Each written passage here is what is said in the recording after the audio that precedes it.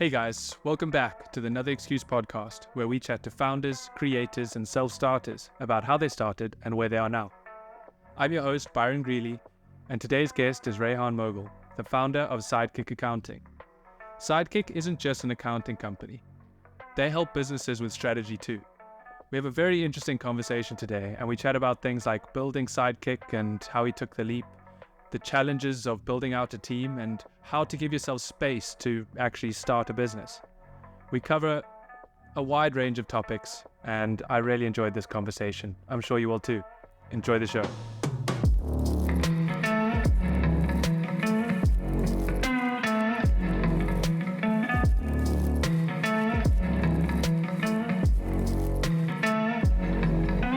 Hey Rayhaan, thanks for joining me today. I'm really looking forward to our conversation. But to get started, could you please tell us a bit about yourself and how you got to where you are today? Yeah, hey Byron, thanks for having me on. My name's Rayhaan. I'm a chartered accountant, and I now run an accounting firm called Sidekick. Just really quickly, how did I get here? I've followed your typical uni, corporate life route before starting my business.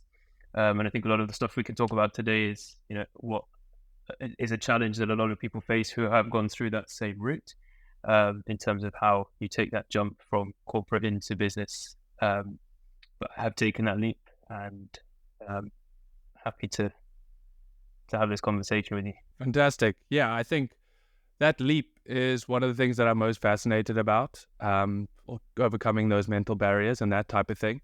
So before we go down those many different rabbit holes, I'd just like to get a bit more context on what Sidekick is and how it all works. Yeah, so we're an accounting firm primarily, but we have a focus on the more strategic side of finance. So we provide what's called, two services: an outsourced finance function, so taking care of businesses' financial operations and doing that in a way that means that they're optimized. So whether that's cash or profit or something else, we want to work with them to make sure their business is operating as efficiently as possible.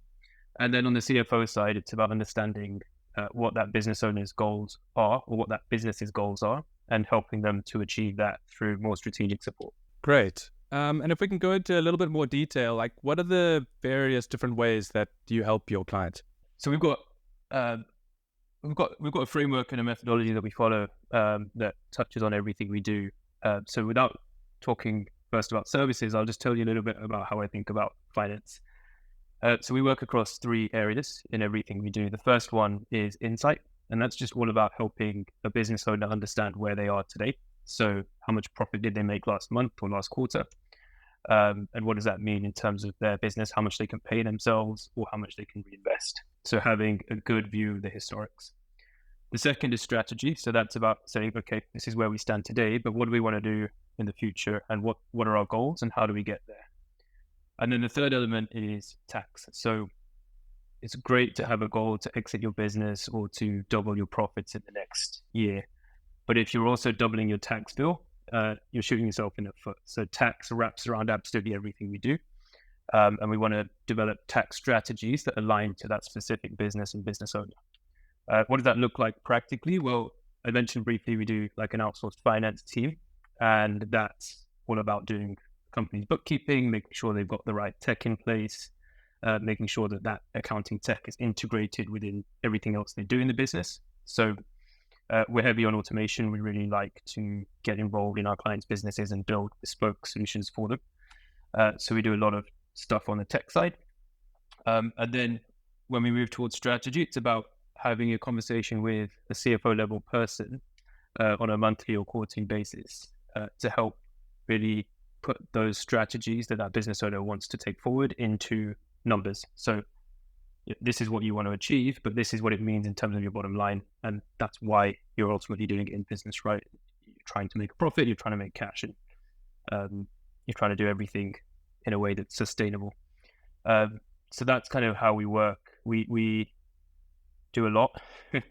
And a lot of it probably sounds quite boring, like bookkeeping, payroll, accounts receivable, credit control, and stuff like that. But the most interesting stuff is really the CFO stuff and helping people really achieve what they want to from their business. That's so interesting. Like I know your interest and expertise lies in accounting, but I mean, you've also started your own business. So do you get like interesting insights into what kind of businesses actually work, trends, that type of thing? And does that interest you? Yeah, absolutely. So we actually work primarily with marketing agencies and service-based businesses. We do have businesses in other industries, but our focus is on that sector. And the reason is, firstly, that type of business is very similar to an accounting business.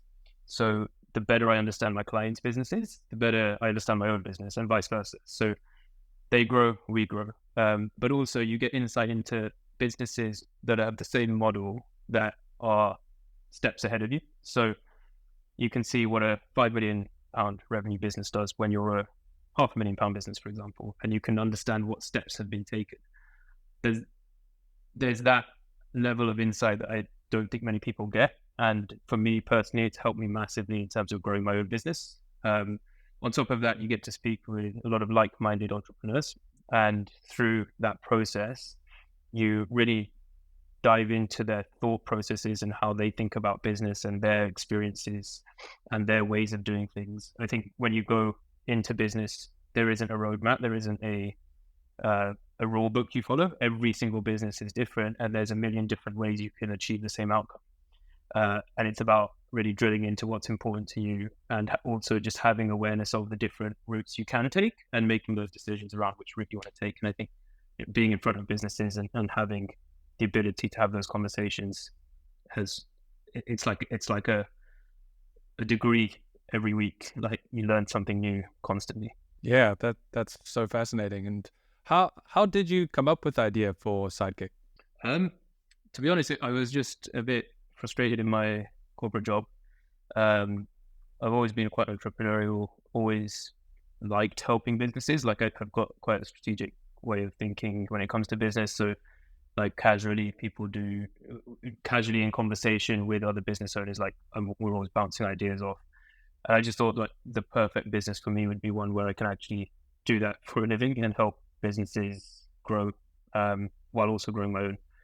So the idea was leveraging existing skills. So I went through uni, did accounting and finance. I went into a corporate role, became chartered accountant.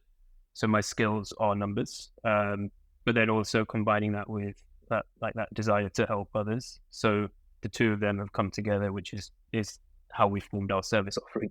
And like you just touched on there, that it's not only just accounting, but also the strategic support. Which of these do you prefer more, or is it like a combination of the two? Definitely the strategic support. So the goal or my role in the business going forward is having those strategic conversations with clients and constantly iterating the product and the quality of our delivery. And I'm completely removing myself from the operations because I really enjoy the strategic side of things. And when you're kind of trying to jump between the nuts and bolts and transactional stuff and then trying to talk big picture about how do you sell a business for 20 million, it's kind of like a mismatch. So I want to focus fully on those big strategic questions because they really interest me. And then, building out the team and the processes and infrastructure to make sure our operations are super efficient, but I'm hands off. And obviously your expertise and previous experience was accounting. So how did you develop the strategic side of things as an offering and get your clients to trust you on that side of things? Yeah, it's a good question. When I went through the traditional accounting route, which is usually you go into like an audit role, or maybe you go into a small practice and you start doing small company accounts, I realized that that's not something that's going to give me that broader knowledge, or it's not something that's satisfying me in terms of developing my knowledge of business in general. So I did 3 years as an auditor, but I always had in mind, as soon as I've done my 3 years, I want to get experience somewhere else and actually start to think more strategically. So the audit years, in hindsight, gave me really good grounding in terms of how a business operates like on the ground, because you're looking at the flow of transactions through a company. But it wasn't until after that bang on 3 years, I left audit and moved into management consultancy. And at that point, I was doing much more strategic work with businesses about and looking forward really, rather than kind of just ticking numbers off. And that helped to develop some of those skills. But also, I think in the strategic work that we do now, a huge part of it is your relationship and your communication style and your service. So by working with really high caliber people in the corporate world through management consultancy, and also I was a finance business partner as well, working directly with the C-suite in a large building society. Through those roles, it's not necessarily the practical knowledge you learn, it's the softer skills. So how do you interact with people? How do you say things confidently? How do you present information? How do you gauge whether it's the right time to have the conversation? And those skills really help when you move into, or when I moved into this business to deliver that strategic support to clients, because I'd learned those softer skills in terms of how to communicate and how to sort of present certain information. And on top of that, what is expected of me from C-suite of some of the biggest companies in the UK? Well, why don't I go into this with the mindset that all my clients deserve that same level of whatever you might call it, of service? And by learning that through the job and bringing that to my clients today, they don't necessarily expect that because they're entrepreneurs, they're busy people, and they're not corporate, so they don't have the same expectations. However, if you can provide that service, they're blown away. And I would say at least 50% of the job, and the reason we've actually not lost a client since we started. And part of the reason for that is because I always say we're a client service firm first and an accounting firm second. Everything is about the customer experience and how are we becoming more responsive? How are we adding more value? How are we helping them to alleviate whatever fears they have? And that side of things, for me, is the most important part. Wow, yeah, that's a great answer. Makes perfect sense. And has the business evolved over time at all? And if it has, what caused any of those changes? Yeah, I mean, when I started, I was literally at zero revenue. I quit my job, had no income, and no team, and it was just me. So that was about 3 years ago. From then to now, we've got a team of 6. Our service offering has remained broadly around the same 2 areas. However, we're now focusing more on how do we scale that and how do we deliver it in a more operationally efficient way. So it's changed, but it's more like iterations, I guess, and like a natural progression and evolution of what we're doing, rather than there was like a moment in time where we had to rip everything up and start from scratch. So yeah, it's sort of a natural progression and constant improvement of what we do. But the biggest impact for me personally is going from doing absolutely everything to having a team and being able to create space to think more strategically, to think about how we grow, and to know that we've got a good team in place that are able to handle the day-to-day. Yeah. And now I'd like to rewind a bit to understand how it all started. Have you always been entrepreneurial? Yeah, I was that typical kid in school selling Haribos in the playground. And that's where it started. And then between then and starting this business, there's been a few other ventures. eBay, used to do a lot of eBay stuff while I was in uni, which paid the bills and led to a good university lifestyle. Before that, I'd done a few bits in the family business in terms of trying to create new products and just mess around to kind of with just a bunch of different ideas. So it's always been in my blood to try to make money from nothing. And it was always that focus of, how do I create a little bit of side income, or how do I do something for myself without having to get a job? So I actually didn't get a job until I went into my corporate role.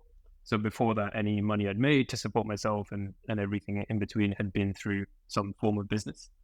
So I've always had that in my mind that I want to be able to do stuff for myself without relying on people and jobs, and just to have full control, really. And those side jobs that you tried, why did you not continue with them or pursue them further? Were they not lucrative enough, or you didn't enjoy them? Yeah, I guess a combination of the two. They were good for making money, but they probably had a ceiling on how scalable they were. So they were good, like as a uni student, making 20 grand a year profit is very nice. Like you're not going to get that in a part-time job. But then as a fully employed person after uni, 20 grand is not going to get you very far. So is that sort of thinking around what's the sort of maximum potential of this business is probably pretty low. And then secondly, do I have the ambition or the desire to take this further and really grow it, even if that is a possibility? Probably not, because it doesn't interest me. It's just buying and selling goods. So there was those two. And then also, I guess part of it was just where I was in life in terms of finishing uni, or being at uni and then finishing uni. I kind of wanted to have that experience of the corporate world and just get a good name on my CV at the time, I think was the whole process. So it was good. It was good at that point, but it wasn't something that I wanted to do forever. When you mentioned scalability there, a question came to mind in terms of Sidekick. With this service-based business, there are some perceptions that there is some sort of ceiling on scalability because there's a correlation, not necessarily one-to-one, but there's a correlation on capacity and, man hours. And like when you get more clients, you've got to hire another person. And so it's not as scalable as, say, like SaaS, for example. Do you ever think of that at all? Yeah. I always say to people there's levels to business. This is like a level one business. The service-based business is a great level one business, meaning it's going to get you out of your job. It's going to give you probably financial freedom, maybe time freedom, and if you want, location freedom. Once you've freed yourself from those strings above you that come from employment, you then have the headspace and you're able to see wider in terms of what's actually possible. So a good level 2 business might be a SaaS. And then once you've got that SaaS, it's infinitely scalable. And then maybe at level 3, it's the top level. It's no longer about business. It's about using those resources in a way that generates return, right? So investments and lifestyle, basically. So yeah, a service-based business, this business is definitely at that level 1. It's given me freedom to do what I want to do without worrying about money. But yeah, it's not a forever business. I don't think any business is necessarily a forever business. I'd like to grow it. And then at some point, I imagine I would like to sell it. And at that point, I would have had some sort of other idea around the next business, which is probably going to be in that level 2. And I suppose you could incorporate level 2 into your level 1 in terms of some sort of accounting software or something like that, which could also make selling the business more attractive and increase that multiplier in some sense. Yeah, absolutely. I'm not convinced if the accounting world is me for life or the industry is me for life. Like I said, the operational side of stuff, which is what the software fixes, doesn't interest me massively. It needs to be done and it needs to be done very well. But I like the conversations and I like that human element. So there's some sort of a SaaS or software around accounting. Like I have thought about it and it just right now doesn't interest me. So yeah, I don't know what that level 2 business is and whether it's alongside Sidekick or it's I sell Sidekick and then we start doing something else. But I think it will come eventually. Yeah, definitely. And why didn't you start sooner? There's always that fear of, especially once you've been in a job and you're earning an income, there's that fear of going from something to nothing. And there's also that fear of what if it doesn't work? For me, sooner would have been probably maybe 2 years sooner. So I did my grad scheme, qualified as an accountant, went into the management consultancy for a couple of years, and that probably would have been a good point where I had enough skill and everything else needed probably to start this business. But what I was lacking, and just actually, this is me just reflecting on it now, I think at that point, what I was lacking is time to think and headspace to think, because in the management consultancy role, I was traveling Monday to Friday every week. I was in hotels, I was working till late. And then on the weekends when I was at home, I just wanted to chill and catch up with people. And there wasn't really headspace to think through, to even have the thought process to say, I want to do something for myself. So for me, the next step, I don't even think it crossed my mind that it was a time to start for myself. It was a time to find a job that was a bit more relaxed and gave me a bit more stability. I think that's where I was. So I went into the job at a building society, and that was super chill. Like, it was really nice, very predictable hours, good money, good benefits, just close to home, no travel.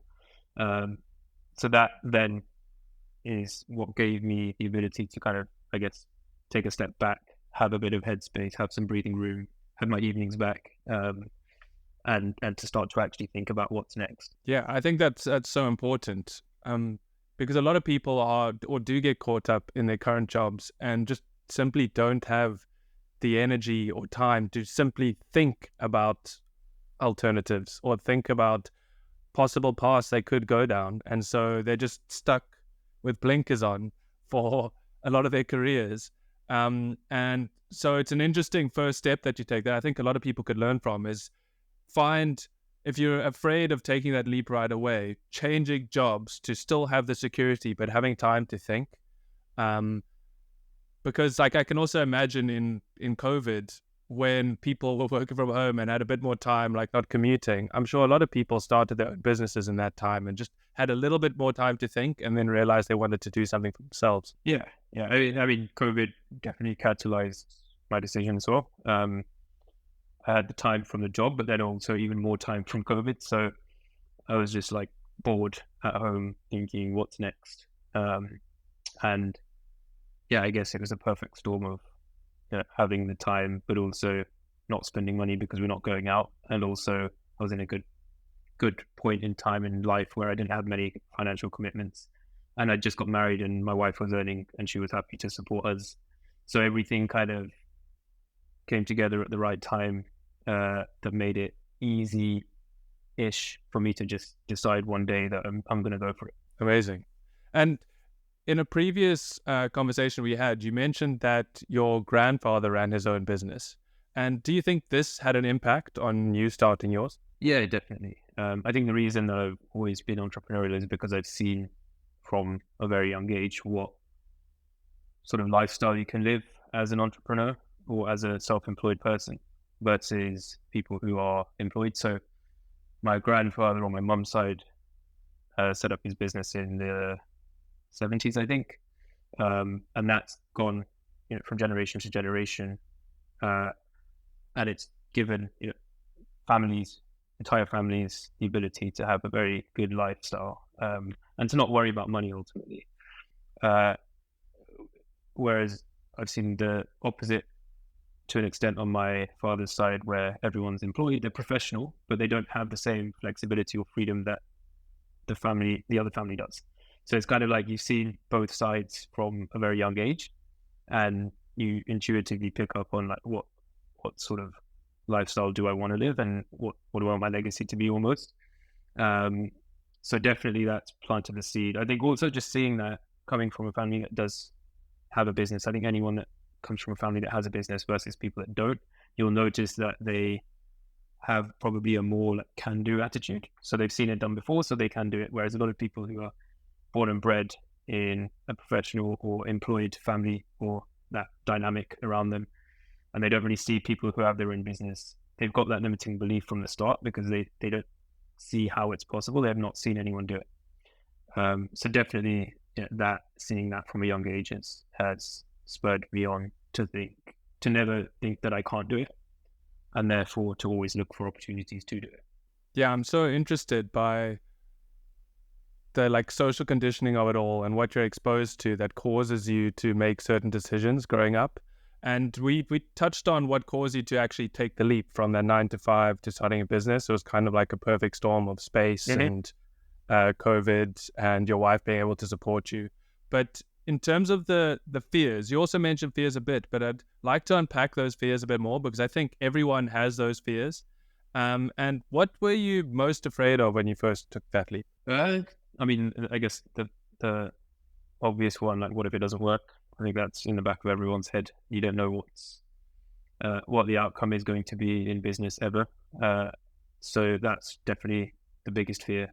The second one, just given where I was, I'd worked for 6-7 years in the corporate world and built up like a career and a history that and a reputation within those corporate roles that should, if you go on the traditional path, you should see yourself going on a nice trajectory upwards towards, I don't know, maybe eventually a partner level or a director level or something like that.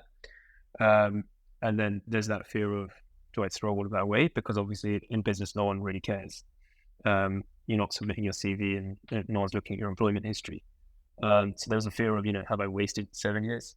And then the other one is being from that world where everyone is very corporate and very dedicated to their jobs, and they're climbing the ladder aggressively.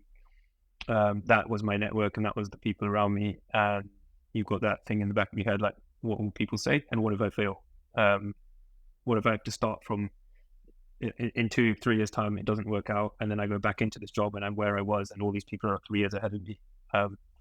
That sort of thought process was probably also something that was a fear inside. Yeah, I think two of those are basically comparison to other people or some sort of influence from others. And how, after taking the leap, how has your perception changed looking back at those fears? Because I assume they're very different now. Yeah. What if it doesn't work? I don't think you can ever mitigate that like up front. It's only something you can reflect on in hindsight and say, oh, it did work, so great. The fear of what are people going to think? I think I just stopped caring, to be honest, pretty early on. I was just like, the reason that these people maybe wouldn't get to that point, and I can get to that point, is because if I stop caring about what people think, there's nothing really to hold me back. And the reason that a lot of people are held back from an entrepreneurial point of view is because they have that fear and they have that mindset. So I had to step outside of that if I wanted to do this in any way. And then the other one was, that comparison piece, right? What if I need to go back into a job and I'm far behind people? One thing I've learned is probably that life and career and business generally, at least where I am in life, you've got so many years ahead of you. Like 5 years trying something and failing really doesn't make a difference in the grand scheme of things. So in hindsight, it was a non-issue. Yeah, and I think that comparison piece about being behind your peers if you take 3 years out, in this day and age with, I don't know, people discussing how valuable a university degree is these days and that type of thing. Obviously, with particular industries like accounting and law, it is a lot more important. But just the overall sense is that it's not as valuable or treated as valuably as it used to be. And so standing out and like taking the risk and trying to start that business may actually make you a more attractive candidate if you have to. It's like not really going back with your tail between your legs anymore, because if they're comparing two people with the same experience, but this one went out, tried to start a business, it was like semi-successful, but didn't fully work out. It's like, well, you're going to pick that person because they have some initiative and like they're a self-starter. Yeah, 100%. I've had the same thought process as well. It's like, if I was going to employ someone, and they had the same experience, maybe a few years difference in terms of like time, I would always go for the person who's demonstrated they're able to think and try new things and experiment. And I also know now that someone who's gone into business, it doesn't matter whether it's successful or not. The learning curve is insane compared to someone who's just been in a job. Like whatever you do, if you've actually genuinely put effort into trying to do it, your learning curve is just like that. Like it doesn't matter what it is, and it doesn't matter what you've learned. It's changed the way you think and the way you develop. So yeah, I completely agree. If I was hiring someone as well, I would be focusing on that softer experience rather than like the cold hard. This is how many years of experience he's got. Yeah. And well, speaking of hiring, what has your experience been with building out your team? I got quite lucky with the first couple of employees, which I think always helps. Well, actually, no. The first employee was around for maybe 6 months, but the struggle there was, firstly, I'd not recruited myself before. I managed a team before within my corporate jobs, but I hadn't recruited and picked someone before, firstly. And secondly, I hadn't built out or had any experience of building a culture or a nice work environment. So I'd employed someone, it was just me and them. And maybe in hindsight, there was differences in like the fit of personality. And I think when you're working so closely with someone day to day, that's probably the most important thing, is like the personality fit rather than can they do the job, which is important too. But you can also teach a lot of the practical stuff. So there was a personality difference there, which meant that we didn't really gel, and therefore over 6 months or so, that person became quite disengaged. So that was my first experience, and then after that, I'd learned from that. But also the business had grown to a point where I actually needed another 3 people. So immediately just having a bigger team and more people to dilute that like intenseness for one-to-one relationship, I think made a huge difference. But also that really felt like a team at that point. That meant I was then more engaged in thinking, not, how do I grow this business from what it is now, which is almost nothing, to something that's more sustainable. So then thinking, okay, how do I now build a culture? And now it's very important now because there's numbers here. So that was challenging for that first one. Learned a lot. The 3 that I recruited are still with me now after that, and they're really, really, really good, and they're really, really engaged and happy generally. We've got a really good team and working environment. So I think those learnings have helped, definitely. And then again, the last 6 months have been difficult trying to fill a role. Some of the roles on the operational side, like the bookkeeping level, for example, a big focus of the business is quality. So I want qualified accountants to do the bookkeeping, even though you don't need a qualified accountant to do the bookkeeping. The problem is qualified accountants are going to get bored doing the bookkeeping for a long period of time. So they do a great job and the quality of the work for clients is amazing, but on the team side, it's very difficult because there's high turnover. So it's a challenge right now to find that level of staff that's skilled enough to deliver the quality that I wanted to deliver, but also someone that is going to be engaged in that role.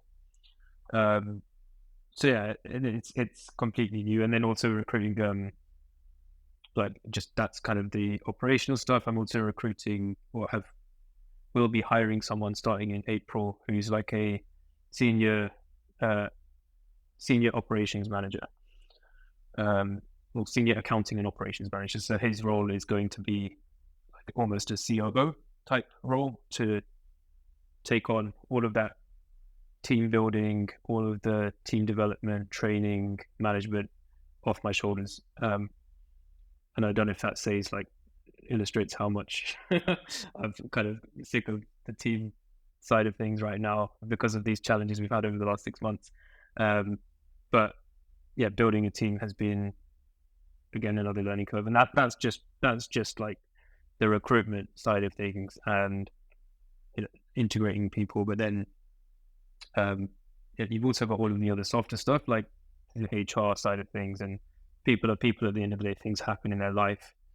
You have to be there to deal with that and to support them through that as an employer, which takes up time, energy, but also it's kind of you just get dropped with stuff last minute. We got someone off now because her father passed away, so my job is obviously to make sure that we can continue to operate the business while giving her sufficient time, whatever she needs really to get over it and to sort of process it and to not think about work. But that falls on my shoulders to then manage that operationally. So I think the bigger the team, the bigger the challenge.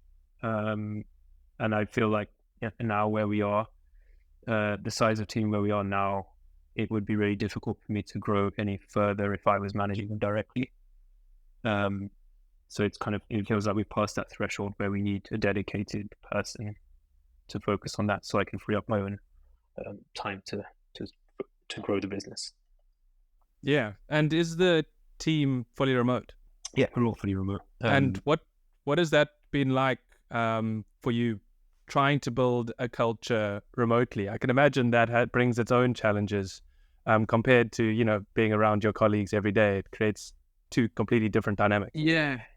Yeah, it does. We're all in very close contact daily using technology.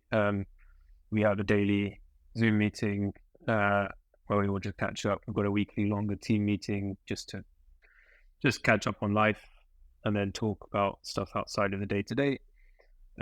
We've got Slack channels where we're all in constant communication. The team themselves are on Zoom a lot together, like just working together. I actually don't know how they structure it, but they're on Zoom a lot, like talking about work. I don't know whether they also just sit on Zoom to have like that team feel while they're doing stuff together. But we leverage like Zoom heavily, and Slack. Slack's really good because you can it adds a bit of casualness to it because you can just create a huddle, which is just anyone that is in that channel, you'll just jump on, and it's a bit ad hoc and almost more exciting than just having a meeting in your diary in 2 hours time.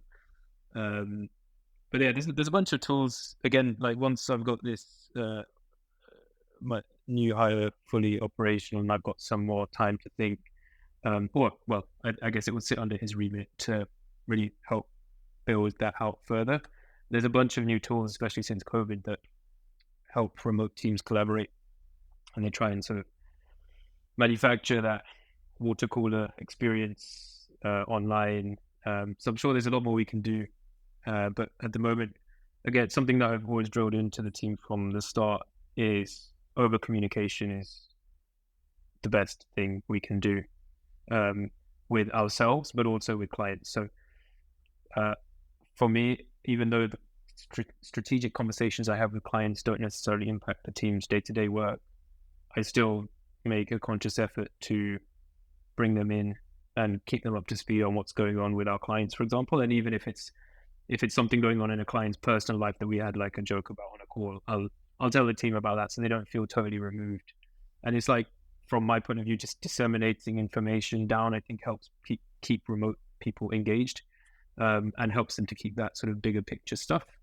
Because I guess those are the conversations you would have in an office, casually, I was just speaking to this guy, this is what we were talking about. And without me consciously keeping them in the loop on those things, they would just be thinking and talking about the day-to-day stuff, which I don't think is good long term. So yeah, I think a lot of remote working culture is about information dissemination and how do you keep everyone engaged and how do you keep everyone in the loop.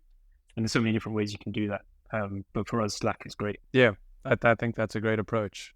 And what has been the biggest hurdle you've had to overcome on your journey building Sidekick so far? The biggest hurdle was probably at the start. So I quit my job with no clients. I didn't know how I was going to get my first client, and I think I had about 3 months of 0 clients. So the hurdle was just getting some revenue on the board.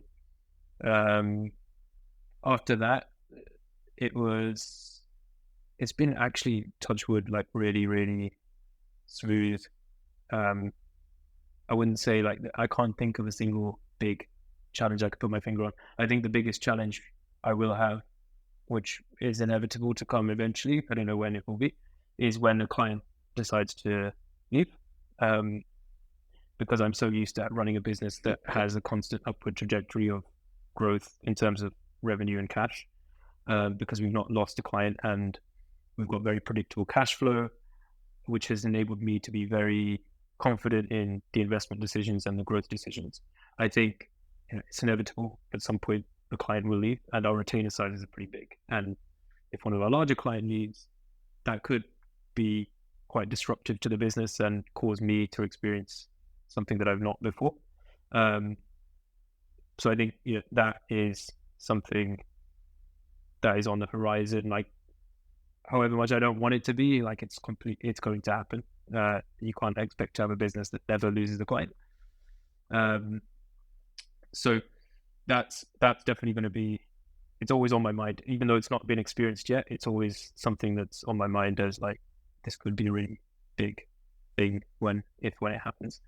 But yeah, in terms of what actually happened, first, just getting the first like revenue on the board that enabled me to then think, okay, I've actually managed to sell what I'm trying to sell, was probably the biggest hurdle. Yeah, well, the fact that you are like considering it and thinking about that possible hurdle to come, I think is very important, because being blindsided by that could really disrupt the business.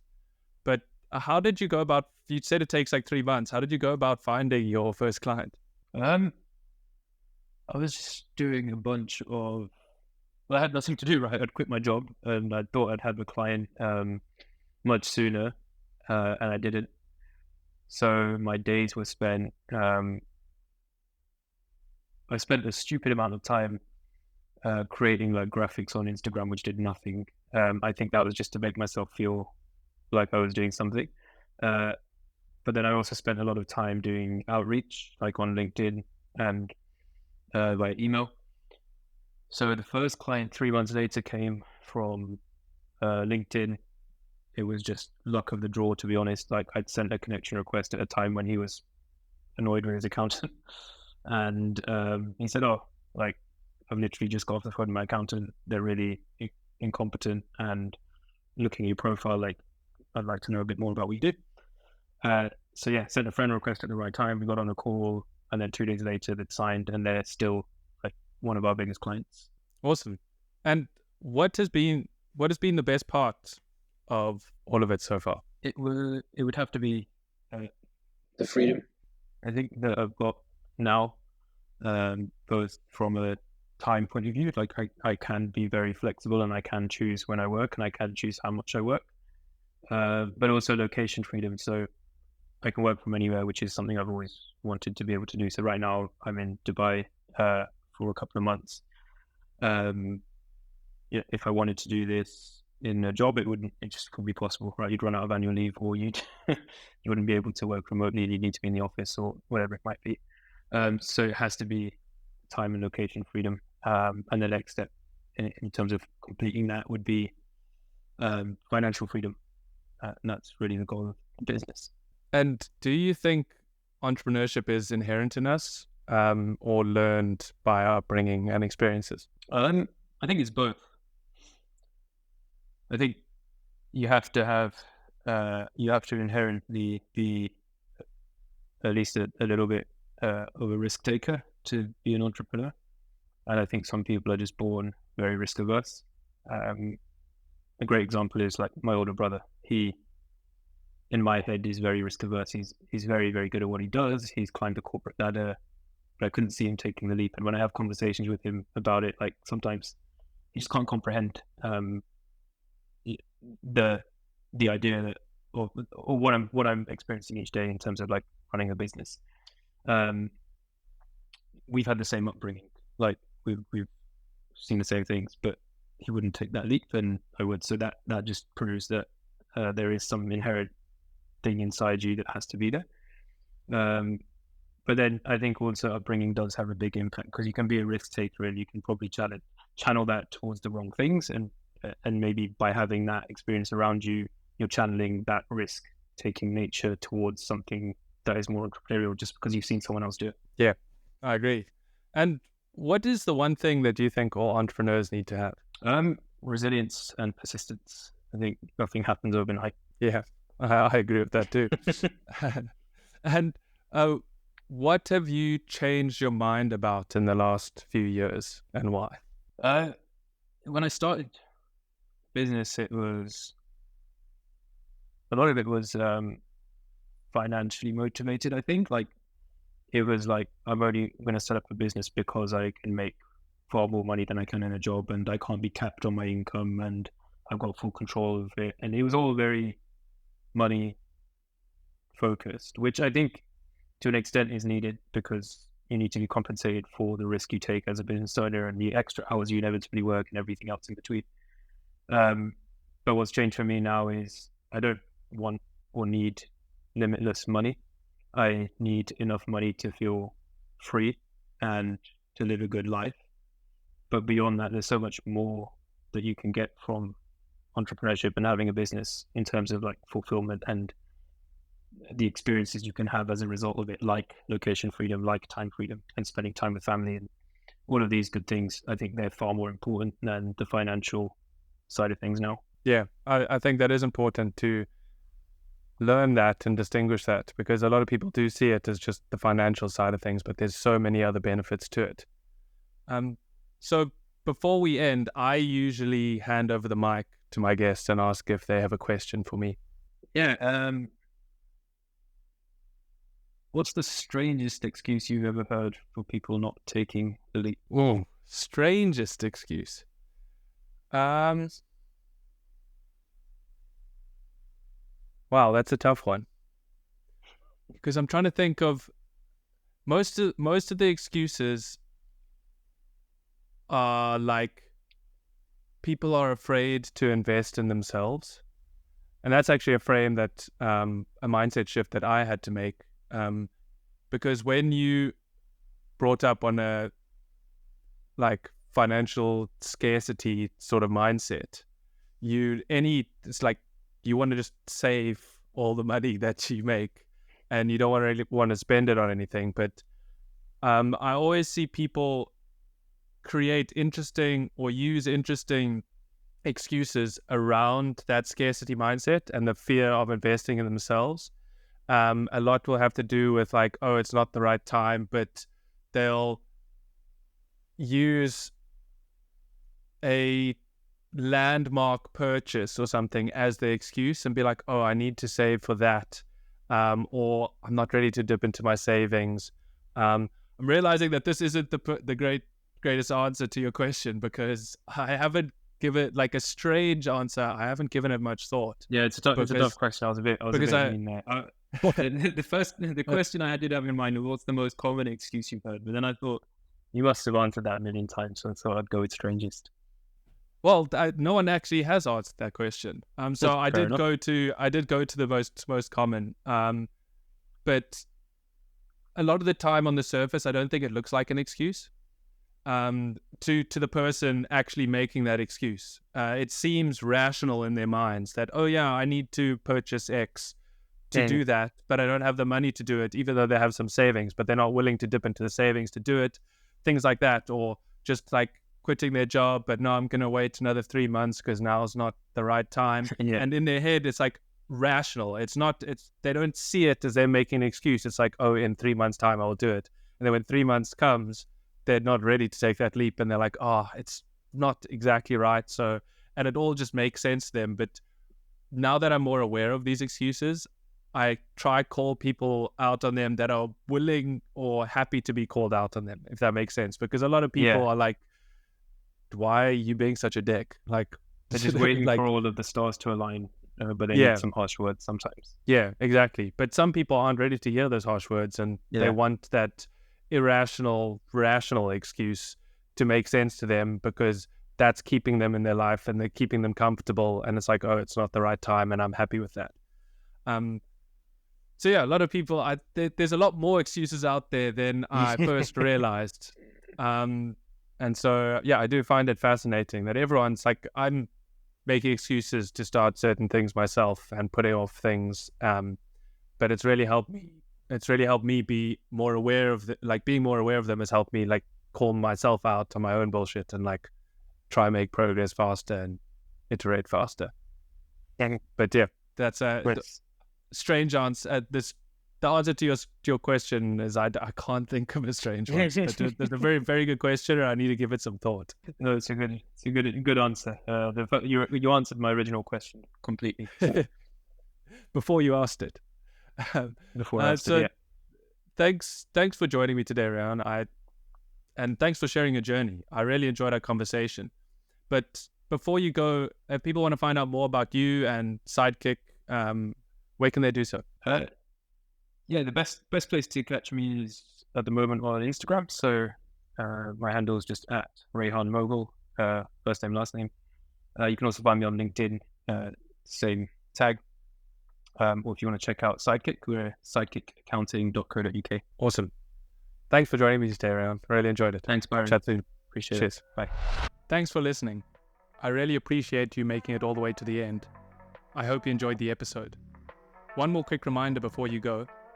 I have a weekly newsletter by the same name, Another Excuse, where I cover 4 topics: something that has changed my perception, a tool that could be useful to you, content that is actually worth consuming, and a concept that I try break down and explain. If this sounds of any interest to you and you need a kick up the arse, then you can subscribe at the link below. Thanks for joining me again, and I'll see you next week.